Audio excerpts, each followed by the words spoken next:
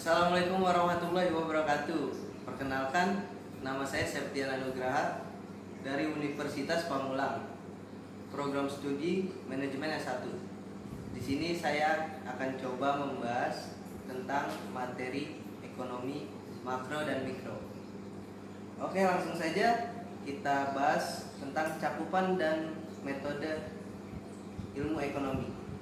Secara dasar, ilmu ekonomi adalah studi tentang bagaimana individu masyarakat mengambil pilihan untuk menggunakan sumber daya langka yang telah disediakan oleh alam dan generasi sebelumnya dalam rangka meningkatkan kualitas hidup.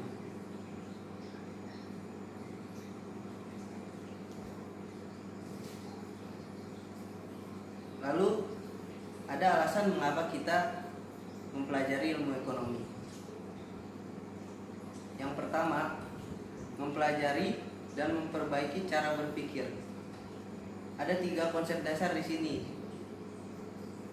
Yang pertama adalah opportunity cost, yang kedua adalah marginalisme, yang ketiga adalah efficient market. Opportunity cost adalah alternatif terbaik yang kita korbankan atau hentikan ketika mengambil suatu pilihan atau keputusan. Marginalisme adalah proses menganalisis biaya atau manfaat tambahan yang timbul dari suatu pilihan atau keputusan.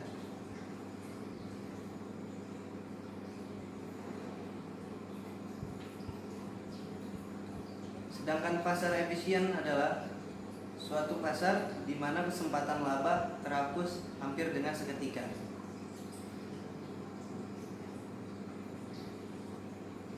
Poin kedua adalah untuk membantu memahami masyarakat. Poin ketiga adalah untuk membantu memahami persoalan global internasional.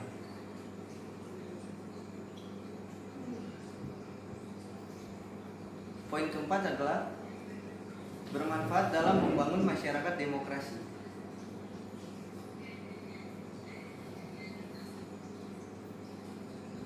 Lalu ada yang dinamakan ilmu ekonomi mikro dan ilmu ekonomi makro,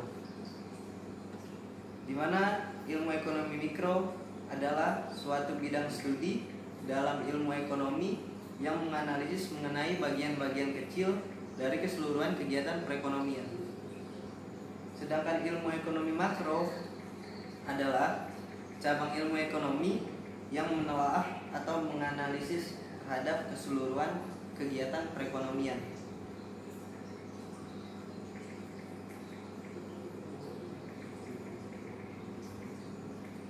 Adapun aspek-aspek yang dianalisis dalam ilmu ekonomi mikro dan ilmu ekonomi makro. Aspek ilmu ekonomi mikro. Yang pertama adalah interaksi penjual dan pembeli di pasar barang.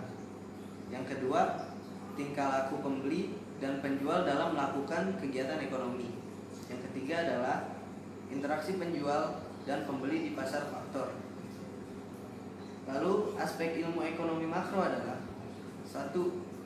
Penentuan kegiatan perekonomian dan faktor-faktor yang mempengaruhinya. 2.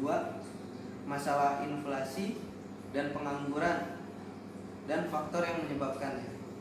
3. Bentuk-bentuk kebijakan pemerintah dalam menghadapi masalah-masalah ekonomi yang timbul.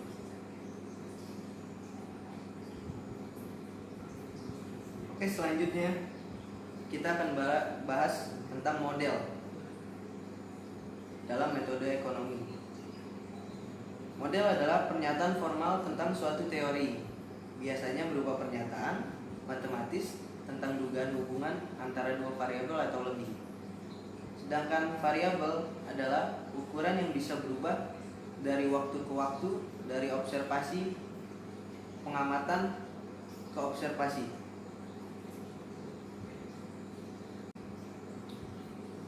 Selanjutnya adalah ekonomi positif. Ekonomi positif adalah suatu pendekatan atas ilmu ekonomi yang berusaha memahami perilaku dan operasi sistem tanpa membuat penilaian. Lalu ada ekonomi normatif. Ekonomi normatif adalah suatu penegakan atas ilmu ekonomi yang menganalisis hasil perilaku ekonomi, mengevaluasinya apakah baik atau buruk, dan mungkin merumuskan arah tindakannya.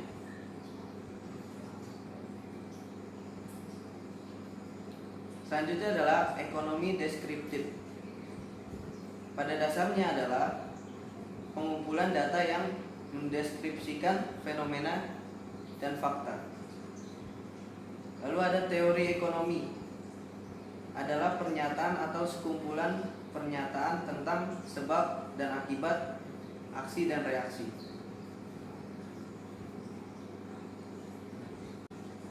Lalu ada metode deduktif dan induktif. Metode deduktif adalah metode pengambilan kesimpulan untuk hal-hal khusus dengan berdasarkan kesimpulan yang bersifat umum. Misalnya, secara umum diambil kesimpulan bahwa bila suatu harga barang meningkat atau naik, maka permintaan terhadap barang tersebut akan menurun.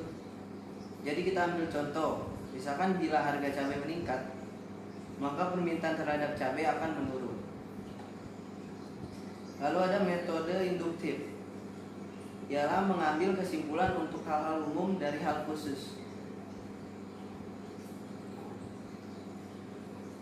Dalam metode ilmu ekonomi ada yang namanya ceteris paribus, atau semua hal lain tetap sama, adalah suatu perangkat yang digunakan untuk menganalisis hubungan di antara dua variabel ketika nilai-nilai variabel lain tidak berubah.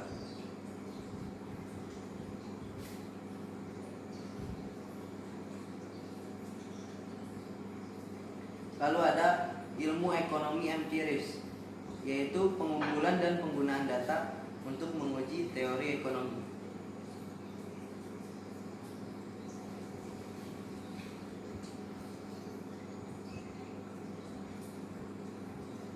Selanjutnya kita akan bahas kebijakan ekonomi atau economic policy. Kriteria menilai hasil ekonomi ada 4. Yang pertama, efisiensi. Yang kedua, ekuitas atau keadilan. Yang ketiga, pertumbuhan atau growth. Yang keempat, stabilitas atau stability.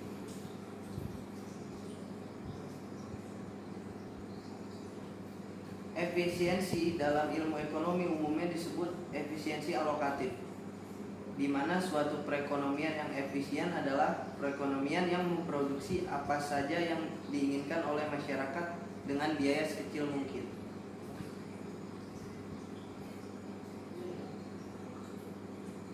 Sedangkan equity adalah sebuah keadilan. Lalu ada yang namanya pertumbuhan atau bisa disebut growth, yaitu peningkatan dalam total output suatu perekonomian.